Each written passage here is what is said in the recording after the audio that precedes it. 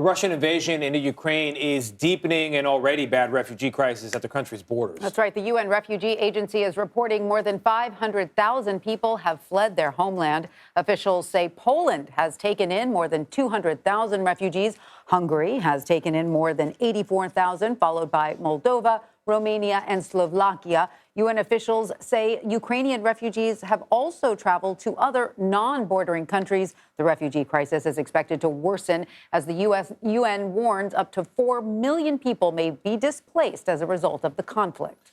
For more on this, I want to bring in Kelly Clements. She is Deputy High Commissioner for the UN Refugee Agency, better known as the UNHCR. Kelly, thank you for being here. If these numbers come to pass and there's 4 million additional refugees, that'll be a top 5 event in terms of countries losing people, displacing people into other countries around the world. What's the state of things at this hour, and where do you see them heading?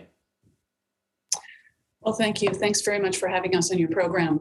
It's really a fluid and a quickly deteriorating situation. You mentioned the figures right at the top. Frankly, the numbers are changing faster than we can actually correct them on the website. People are moving very quickly in all directions. As you mentioned, we have over 500,000 who have left Ukraine currently. Hundreds of thousands within the country are on the move. They're heading in every direction.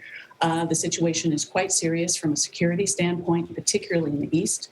We have over 100 of our colleagues with partners trying their very best to be able to provide humanitarian aid inside the country, but also preparing for the worst and for those that are arriving in neighboring countries.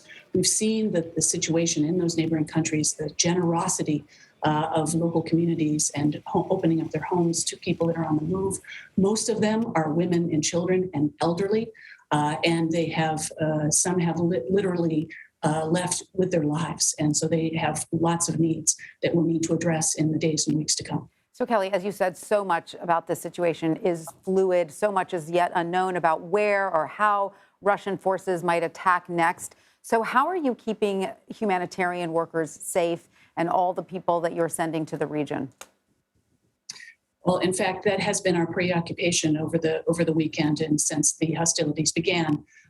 We have, obviously, our colleagues have, depending upon what the situation is in the particular part of Ukraine where they are, some are bunkered down, they're below ground, continuing operations, keeping contacts with colleagues and internally displaced communities across the country.